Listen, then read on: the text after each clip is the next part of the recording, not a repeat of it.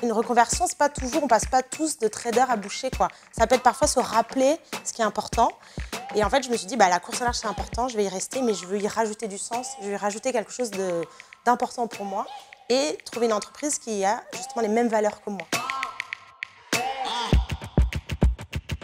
Je m'appelle Marine, j'ai 35 ans et j'habite à Lorient, en Bretagne. J'ai fait une école de commerce, je voulais travailler dans le sport.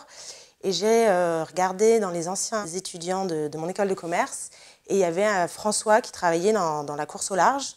Et donc du coup, j'ai postulé pour un stage, j'ai envoyé ma candidature et ils m'ont embauchée. C'était un stage en Angleterre, sur l'île de Wight, pour Ellen MacArthur. Ça, c'était en 2007. Ils m'ont embauchée à la suite de mon stage. J'ai commencé dans la logistique, c'est-à-dire organiser des événements, des billets d'avion, des placements. Mon entreprise travaillait dans la voile, la course à pied et le vélo. Donc on avait différents sports et toute l'année, nous, on organisait justement ces événements dans les 4 coins du monde. En 2016, j'avais envie de rentrer en France. J'avais fait beaucoup de voyages, j'avais été expat dans plusieurs pays et l'entreprise avait une filiale en France, donc j'ai demandé d'être rapatriée dans la filiale française. Je suis arrivée à Paris et là je me suis rendu compte que la structure très hiérarchique en France, c'était très compliqué. Mais je me suis dit, je vais essayer de monter au plus haut quand même, comme ça j'aurai moins le problème de la hiérarchie si c'est moi qui suis en haut. Et j'ai réussi en 3 ans à arriver tout en haut. Et je suis arrivée à directrice d'événements. Donc j'avais 3 événements en 2020 à organiser. Mais ça a généré beaucoup de complications, d'autres soucis en fait que je n'avais pas anticipés. Et je me suis retrouvée à faire le boulot de 3 personnes, pas l'équipe que je souhaitais. J'en étais rendue à recevoir 50 coups de fil par jour, 300 emails. Et il y avait des gens qui faisaient la queue devant mon bureau pour me voir. Donc j'étais contente des dimanches pour pouvoir répondre aux emails. Et en fait, personne ne devrait travailler le week-end et être content d'avoir un dimanche pour répondre à des emails. En fait, je pense que mon corps tenait encore un peu, mais la tête était complètement ailleurs. Donc je faisais de plus en plus d'erreurs. C'était encore plus compliqué.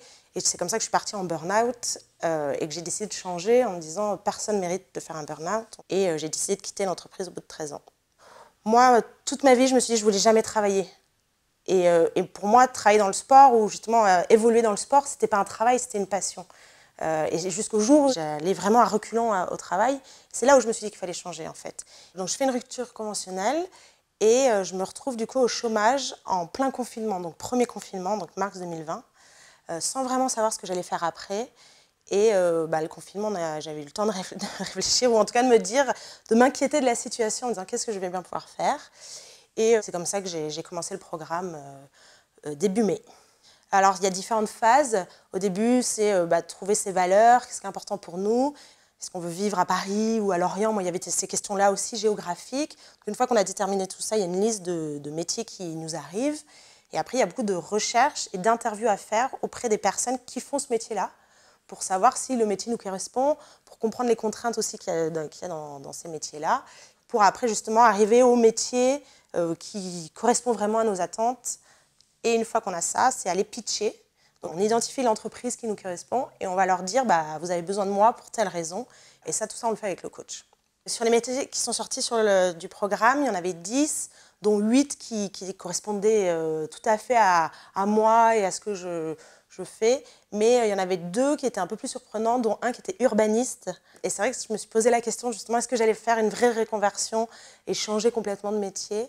Quand j'ai décidé de démissionner, je me demandais si c'était vraiment ça que je voulais faire, est-ce que je voulais changer. Et le programme Chance m'a rappelé que c'était ma vraie passion. C'était vraiment une passion et que la course au large, je devais rester dedans. Et en fait, ça m'a aidé de me dire, oui, c'est ça que je veux continuer à faire. Alors que j'avais envie de tout jeter, partir sur autre chose. Une reconversion, c'est pas toujours, on passe pas tous de trader à boucher, quoi. Ça peut être parfois se rappeler ce qui est important. Et en fait, je me suis dit, la course au large, c'est important, je vais y rester, mais je veux y rajouter du sens, je veux y rajouter quelque chose d'important pour moi et trouver une entreprise qui a justement les mêmes valeurs que moi. Et l'entreprise dans laquelle j'étais, à l'époque, elle avait les mêmes valeurs que les miennes, mais ça a évolué. Et moi, je veux aller vers le développement durable, vers des sujets plus sociaux. Et eux, ils n'allaient pas vers cette transition. Au niveau perso, oui, ça secoue parce que on a fait une introspection et donc du coup, on va vraiment un peu plus en profondeur. Et je me suis rendu compte que l'équilibre pro et perso est aussi important et que ma carrière sera aussi belle si même je travaille un peu moins et que je mets un peu plus le perso en avant. Donc c'était tout ça aussi en disant le burn-out, il n'est pas arrivé pour rien et essayer d'essayer de comprendre pourquoi. Et c'est pas que de la faute de l'entreprise. Moi, j'étais peut-être aussi rendue à faire que travailler et que c'était à moi aussi de mettre le frein. Aussi, moi, la seule fois où j'avais fait un entretien dans ma vie, c'était pour un stage et c'était il y a 13 ans. Donc c'est vrai que quand on se lance dans la recherche d'emploi, l'entretien, on y passe tous. Là, j'ai fait un entretien, j'ai eu le boulot après cet entretien-là, mais j'étais vraiment en train de dérouler ce que j'avais vu avec ma coach et ce que j'avais appris. Et c'était vraiment, je savais exactement ce que je faisais et les points dans lesquels, vers où je devais aller avec un call to action à la fin. Et voilà, alors je ne sais pas si c'est ça qui a fonctionné, je pense que ça a quand même beaucoup aidé. Aujourd'hui, je suis la directrice d'un projet qui s'appelle Linked Out Vendée Globe. Donc Linked Out, c'est quoi? C'est le réseau des gens qui n'ont pas de réseau. C'est le pendant de LinkedIn.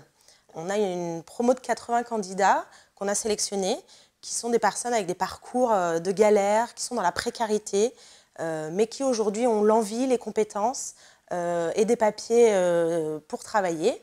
Et donc du coup, on les met sur une plateforme qui s'appelle Linked Out, on met en avant leur CV, donc on peut tous partager notre réseau à ces personnes qui n'ont pas de réseau. Et on a eu la chance, un PDG nous a offert un bateau qui participe au Vendée Globe. Il s'est dit, je veux donner cette visibilité à une association, à une belle cause. Et il nous a choisi nous.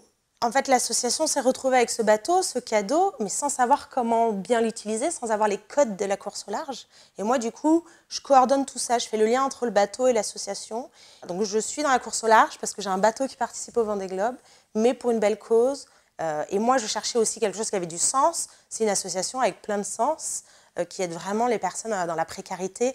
Et en fait, tout ce qu'on fait au quotidien, on se dit, est-ce que ça va aider nos 80 candidats à retrouver du boulot? Moi, j'habitais Lorient. Le poste était basé à Paris. Mais moi, je considère que quand on prouve à l'entreprise qu'on est indispensable, et moi, mon critère, c'était de rester à Lorient, même si le poste était basé à Paris.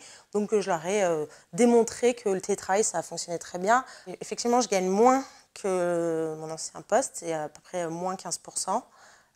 Mais je considérais qu'un poste bien payé, mais j'étais malheureuse, versus un poste moins bien payé, mais qui a plein de sens, voilà, ça m'allait.